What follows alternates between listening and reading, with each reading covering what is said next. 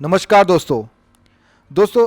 एक ज़माना था जब कार्स को लग्जरी समझा जाता था, लेकिन आज के टाइम में कार्स एक नेसेसिटी बन गई हैं, एक रिक्वायरमेंट बन गई है हर एक हाउस होल्ड के लिए। और आपकी इसी ज़रूरत को पूरा करने के लिए ऑलमोस्ट सभी कमर्शियल बैंक्स जो हैं वो कार लोन्स ऑफ़र करते हैं। और आज के इस वीडियो में मैं आपको बताऊंगा कि कैसे आप कार लोन अवेल कर सकते हैं, क्या क्या डॉक्यूमेंट्स चाहिए, क्या क्या फॉर्मेलिटीज़ हैं, वो सब चीज़ें आपसे शेयर करूंगा जो आपको कार लोन लेने में हेल्प करेंगी। मैं हूं आपका दोस्त रोहित, स्वागत करता हूं आप सबका टेकी पंडित में। और जुड़े रहिए हमारे साथ ऐसे ही और भी इंफॉर्मेशनल वीडियोस के लिए। तो आइए स्टार्ट करते हैं आज का ये वीडियो।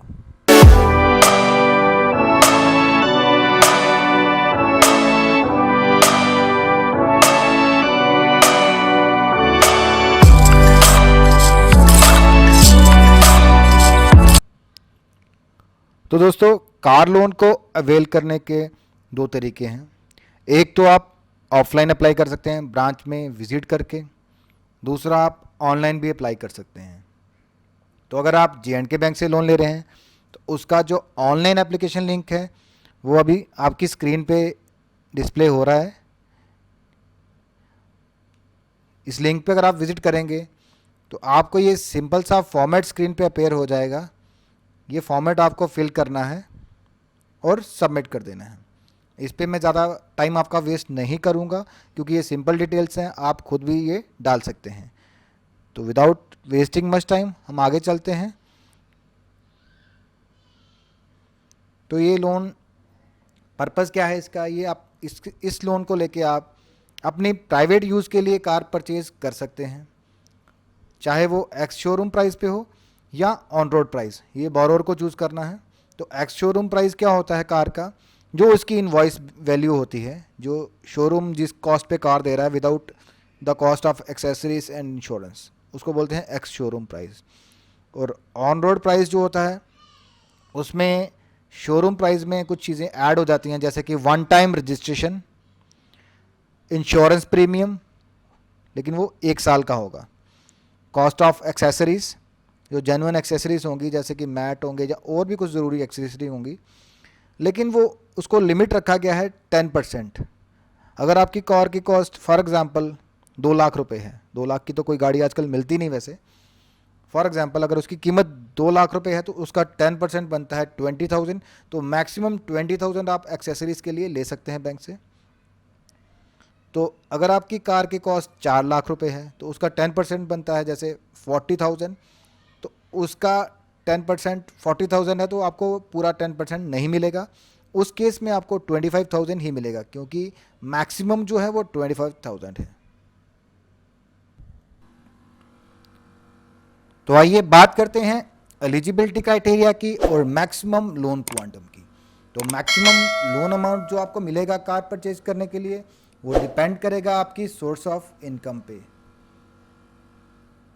जैसे कि अगर आप परमानेंट एम्प्लॉय हैं स्टेट गवर्नमेंट के, सेमी गवर्नमेंट के, सेंट्रल गवर्नमेंट के या किसी ऑटोनमस बॉडी के, और अगर आप जे&के बैंक से ही अपनी सैलरी ड्रॉ कर रहे हैं तो आपको जो मैक्सिमम लोन अमाउंट मिलेगा वो होगा 48 इंटू नेट मंथली सैलरी। जो आपकी महीने की नेट सैलरी आती है उसको 48 से मल्टीप्लाई कर लीजिए, या आपका जो एनुअल इनकम है, नेट इनकम, ग्रॉस इनकम नहीं है, ये नेट इनकम है डिडक्शंस निकालने के बाद। तो आपकी जो नेट इनकम है उसको आप 4 से मल्टीप्लाई कर लीजिए तो आपका क्वांटम निकल जाएगा। जैसे कि फॉर एग्जांपल अगर आपकी नेट इनकम है 4 लाख रुपए, तो आप नेट एनुअल इनकम है 4 लाख रुपए, तो आप उसको 4 से मल्टीप्लाई कर लीजिए तो आपका जो मैक्सिमम जो क्वांटम होगा, लोन क्वांटम एलिजिबिलिटी होगी वो 16 लाख की होगी। 16 लाख तक का आप कार लोन ले सकते हैं। और अगर आप इस कैटेगरी में फॉल करते हैं तो आपको कम से कम जो इनकम होनी चाहिए, ग्रॉस इनकम जो होनी चाहिए, साल की जो इनकम होनी चाहिए वो 2.5 लाख रुपया होनी चाहिए। और जब लोन आपका ख़त्म होगा, जब लोन की मैच्योरिटी होगी, तो आपकी एज जो होगी वो रिटायरमेंट एज होगी, मतलब रिटायरमेंट से पहले आपको इसको लोन को पे ऑफ करना होगा। तो नेक्स्ट कैटेगरी है regular employees of private companies, organisations, reputed establishments. या कॉन्ट्रैक्चुअल एम्प्लॉयज़ हैं सेंट्रल गवर्नमेंट के, स्टेट गवर्नमेंट के या सेमी गवर्नमेंट, तो उसमें जो मैक्सिमम एज है एप्लीकेंट की वो 65 ईयर्स है at the time of loan maturity. जब आपका लोन ख़त्म होगा तो आपकी एज जो है 65 ईयर्स से ज़्यादा नहीं होनी चाहिए, और आपकी जो ग्रॉस इनकम है, साल की जो टोटल इनकम है, वो 3 लाख से कम नहीं होनी चाहिए। अगर 3 लाख से कम है तो आप ये लोन नहीं अवेल कर पाएंगे। उसके बाद में जो आपका लोन क्वांटम है वो रहेगा maximum 36 multiply by net monthly salary. जो आपकी नेट सैलरी है मंथली आफ्टर डिडक्शंस, उसको आप 36 से मल्टीप्लाई कर लीजिए, या आपकी जो ग्रॉस इनकम है उसको आप 3 से मल्टीप्लाई कर लीजिए, तो आपका जो लोन क्वांटम है वो निकल जाएगा। फॉर एग्जांपल, अगर आपकी नेट इनकम जो है वो 3 लाख रुपए है साल की, तो 3 इंटू 3 9 लैक्स आपका मैक्सिमम क्वांटम हो जाएगा। या अगर आपकी मंथली सैलरी, फॉर एग्जांपल अगर आपकी मंथली सैलरी 20,000 है, तो आपका जो क्वांटम बनेगा 36 इंटू 20, तो वो 7,20,000 होगा। उसी तरीके से आपके क्वांटम अराइव होगा। उसके बाद में अगर आप एग्रीकल्चरल एक्टिविटीज़ में इंडल्ज हैं तो आपको कम से कम 3 साल का एक्सपीरियंस होना चाहिए। मिनिमम एज जो है, सॉरी मैक्सिमम एज जो है वो 70 साल होनी चाहिए। 70 साल की एज से पहले पहले आपका लोन रीपे होना चाहिए, और आपकी जो मिनिमम इनकम है ग्रॉस, कम से कम आपकी सालाना आय जो है वो 4 लाख रुपए होनी चाहिए, और जो आपका लोन क्वांटम रहेगा वो 36 इंटू नेट मंथली इनकम या 3 इंटू नेट एनुअल इनकम। आपकी जो सालाना इनकम है उसको 3 से मल्टीप्लाई कर लीजिए, तो उतना ही लोन आपको मिलेगा। फॉर एग्जांपल आपकी सालाना इनकम अगर एग्रीकल्चर से 5 लाख रुपए की है, तो 3 इंटू 5 15 लाख तक का आपको कार लोन मिल सकता है। उसके बाद में है प्रोफेशनल सेल्फ एम्प्लॉयड्स, जैसे कि इंजीनियर्स, डॉक्टर्स, आर्किटेक्ट, या अगर आप इस कैटेगरी में फॉल करते हैं तो आपकी भी एज जो है लोन मैच्योरिटी के टाइम पे मैक्सिमम 70 साल होनी चाहिए। कम से कम आपकी जो सालाना इनकम है वो 4 लाख रुपए होनी चाहिए, और जो आपको मैक्सिमम लोन अमाउंट मिलेगा वो 3 टाइम्स होगा आपकी नेट एनुअल इनकम का। ग्रॉस का नहीं है, ये नेट का है। जो आपकी नेट एनुअल इनकम होगी उसको 3 से मल्टीप्लाई कर लीजिए। फॉर एग्जांपल अगर आप 6 लाख रुपए आपकी नेट एनुअल इनकम है, 6 लाख रुपए की अगर आप ITR भरते हैं तो उसको 6 से मल्टीप्लाई कर लीजिए, 6 3 से 18, तो 18 लाख तक का आपको कार लोन मिल सकता है। और लास्ट कैटेगरी है आपकी रिटायर्ड एम्प्लॉयज़ की, retired state government, central government या किसी PSU से। तो मैक्सिमम एज जो आपकी at the time of loan maturity होगी वो 70 ईयर्स होगी। कम से कम आपकी जो ग्रॉस इनकम है वो 2 लाख रुपए होनी चाहिए, और जो मैक्सिमम लोन आपको दिया जाएगा इस केस में थोड़ा सा कम है, वो 24 मंथ्स, 24 महीने की 24 इंटू नेट मंथली जो आपकी पेंशन होगी, नेट पेंशन होगी, उसको 24 से मल्टीप्लाई कर लीजिए, तो उतना ही लोन आप ले पाएंगे। या आपकी एनुअल इनकम को आप 2 से मल्टीप्लाई कर लीजिए, तो आपको उतना कार लोन मिल जाएगा। उसके अलावा एक स्पेशल नोटिस है, अगर आप कॉन्ट्रैक्चुअल एम्प्लॉय हैं स्टेट या सेंट्रल गवर्नमेंट के या सेमी गवर्नमेंट के, तो आपको कम से कम 1 साल का एक्सपीरियंस होना चाहिए, और उससे भी इम्पॉर्टेंट ये है कि आपका जो लोन होगा वो आपका कॉन्ट्रैक्ट पीरियड के अंदर अंदर ख़त्म होना चाहिए। फॉर एग्जांपल अगर आपका कॉन्ट्रैक्ट जो बचा है वो 2 साल का ही है, तो 2 साल के अंदर आपको इस लोन को रीपे करना पड़ेगा। अगर आपका कॉन्ट्रैक्ट पीरियड 1 साल का है तो 1 साल में ही आपको लोन रीपे करना होगा। उसके अलावा जो एडहॉक बेसिस पे जो काम करते हैं वो लोग इस लोन के लिए एलिजिबल नहीं हैं। उसके बाद में बात करेंगे डॉक्यूमेंट्स की। तो डॉक्यूमेंट्स के लिए आपका address proof, valid address proof like Aadhaar card, passport, electricity bill, water connection, piped gas connection, या कोई भी वैलिड एड्रेस प्रूफ। उसके अलावा आपका आइडेंटिटी प्रूफ है, इसमें तो प्राइमरीली पैन कार्ड ही होता है, क्योंकि पैन कार्ड वैसे भी मैंडेटरी है। पैन कार्ड से ही आपका CIBIL score bank find out करता है, तभी आप लोन के लिए एलिजिबल हो पाते हैं, क्योंकि सिबिल तो मैंडेटरी है। उसके लिए आपका मतलब इनडायरेक्टली आपको पैन तो आपको देना ही है, पैन इस लोन के लिए मैंडेटरी है।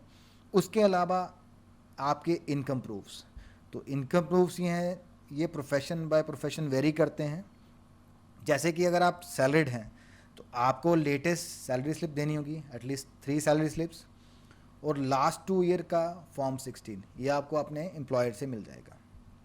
उसके अलावा अगर आप नॉन सैलरीड हैं, कोई बिजनेस करते हैं या सेल्फ एम्प्लॉयड हैं, तो आपको कम से कम लास्ट 2 साल की ITR देनी होगी और अपने बिजनेस की ऑडिटेड बैलेंस शीट और profit and loss statement last 2 साल की आपको देनी होगी। और उसके अलावा अगर आप एग्रीकल्चर करते हैं, एग्री इनकम है आपकी, तो आपकी लैंड होल्डिंग का कोई वैलिड प्रूफ, ओनरशिप का प्रूफ, जो आप क्रॉप ग्रो कर रहे हैं उसका भी आपको डिटेल्स देनी होंगी। उसके अलावा अगर आप अलाइड एक्टिविटीज़ कर रहे हैं लाइक डेयरी पोल्ट्री, तो उसका भी आपको कोई डॉक्यूमेंटल प्रूफ देना होगा। और लैंड होल्डिंग का प्रूफ अलॉन्ग विद फोटोग्राफ। तो ये कुछ इनकम प्रूफ्स हैं। उसके बाद में बात करेंगे इंटरेस्ट रेट की। तो इंटरेस्ट रेट जो है ये तो वेरी करते रहते हैं, फिर भी मैं आपकी स्क्रीन पे अभी जो चल रहा है वो शो कर रहा हूँ। तो ये वेरी करते रहते हैं, ये फिक्स नहीं होते हैं। तो इस टाइम चल रहा है RLLR प्लस 0.75% अगर आपको फ्लोटिंग में अवेल करते हैं। अगर आप फिक्स में अवेल करते हैं तो RLLR प्लस 1.5%। तो J&K बैंक की जो RLLR है प्रेजेंट, मैं आपको नीचे डिस्क्रिप्शन में दे दूंगा, तो आप उसमें ऐड कर लीजिए ये। और एक और अभी रिबेट है, फीमेल बोरोवर अगर है तो 0.25% तक का आपको रिबेट मिल सकता है, बट इट में चेंज, ये चेंज होता रहता है टाइम टू टाइम। तो इस पर इसलिए हम ज़्यादा वो फोकस नहीं करेंगे। Interest rates are subject to change. उसके बाद में बात करेंगे लोन मार्जिन की। तो अगर आप परमानेंट एम्प्लॉयज़ हैं, स्टेट गवर्नमेंट, सेंट्रल गवर्नमेंट या ऑटोनमस बॉडी के, और J&K बैंक के थ्रू ही सैलरी अपनी ड्रॉ करते हैं, या आप प्लैटिनम, गोल्ड या करंट अकाउंट होल्डर हैं, या आप ऑलरेडी JK बैंक से CC ले चुके हैं कम से कम 25 लाख की और आपकी सेटिस्फैक्ट्री डीलिंग है, तो बैंक आपको 90% तक का फाइनेंस कर देता है। मतलब 10 लाख की गाड़ी पे 9 लाख तक का लोन दे देता है और 10% ही मार्जिन रहता है दोनों पे, चाहे वो एक्स शोरूम प्राइस पे आप अवेल कर रहे हैं, चाहे वो ऑन राइड प्राइस पे कर रहे हैं। और बाकी जो भी कस्टमर हैं उनके लिए 15% रखा गया है। फॉर एग्जांपल अगर 10 लाख की गाड़ी है तो अगर आप फर्स्ट कैटेगरी में फॉल करते हैं तो आपको 9 लाख तक का लोन मिलेगा। अगर आप बाकी किसी कैटेगरी में फॉल करते हैं तो आपको लोन मिलेगा 8.5 लाख रुपए तक का। उसके बाद में बात करेंगे रीपेमेंट की। तो इस लोन को आपको 12 मंथ से लेकर मिनिमम 84 मंथ्स मैक्सिमम में आपको रीपे करना होगा। मतलब मैक्सिमम 84 EMIs हो सकती हैं आपके लोन की। तो इसमें तो किसी तरह का कोई हॉलीडे पीरियड नहीं होता है, तो 84 EMIs मैक्सिमम। बात करेंगे लोन सिक्योरिटी की। तो लोन सिक्योरिटी के लिए आप जो व्हीकल खरीदेंगे, जो कार खरीदेंगे, वो हाइपोथिकेटेड रहेगा।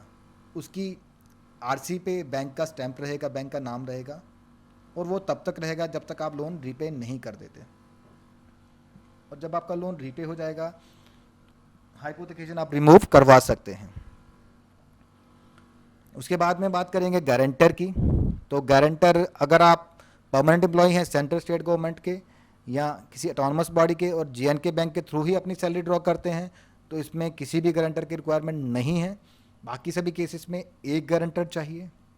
और अगर आप पेंशनर हैं तो इसमें आपकी स्पाउस की गारंटी लगेगी, जो कि बाद में आपका फैमिली पेंशन होल्डर बनेगा, तो उसकी गारंटी चाहिए होगी। उसके अलावा एक पर्सन की गारंटी और चाहिए होगी। अगर आपका कोई फैमिली पेंशनर नहीं है आपके पीछे, तो उस केस में आपको आपका फैमिली की किसी फैमिली मेंबर की गारंटी या कोई थर्ड पार्टी गारंटी देनी पड़ेगी। और सभी केसेस में जो गारंटर होता है उसकी वर्थ कम से कम इतनी होनी चाहिए कि वो आपके लोन को रीपे कर सके। और लास्ट में है चार्जेस। तो चार्जेस हैं जो 0.5% of the loan amount plus GST। तो 0.5% अगर आप 10 लाख तक का लोन ले रहे हैं तो वो कोई 5,000 तक होता है, प्लस GST भी होगा। तो मिनिमम चार्जेस जो हैं वो 1,500 रुपये हैं, मैक्सिमम जो हैं वो 15,000 हैं। पर बहुत बार देखा है कि बैंक्स के वेवर चार्जेस चढ़ते रहते हैं, तो आप लोन लेने से पहले एक बार बैंक से कंफर्म कर लें कि प्रेजेंट टाइम में कोई वेवर चल रहा है क्या। अगर नहीं चल रहा तो आप वेट भी कर सकते हैं, बैंक्स के वेवर आते रहते हैं। तो उसके अलावा आपको स्टैम्प ड्यूटी भी देनी होगी, और ये स्टैम्प ड्यूटी है जो स्टेट टू स्टेट वेरी करती है। तो ये थी इस लोन की सारी डिटेल्स। तो आई होप मैंने आपको सब अच्छे से समझा दिया है। फिर भी अगर कुछ डाउट्स हैं, कुछ क्वेश्चंस हैं, कुछ क्वेरीज हैं, तो आप मुझे कमेंट बॉक्स में कमेंट कर सकते हैं। जैसा कि आप मेरे पुराने वीडियोस में देख सके होंगे, मैं हर एक कमेंट पे रिप्लाई ज़रूर करता हूं और आपको क्वेरीज को सेटिस्फाई करने की कोशिश करता हूं। अगर आपको ये वीडियो पसंद आया हो तो प्लीज़ इस वीडियो को लाइक करें और चैनल को सब्सक्राइब करें। Thanks for watching.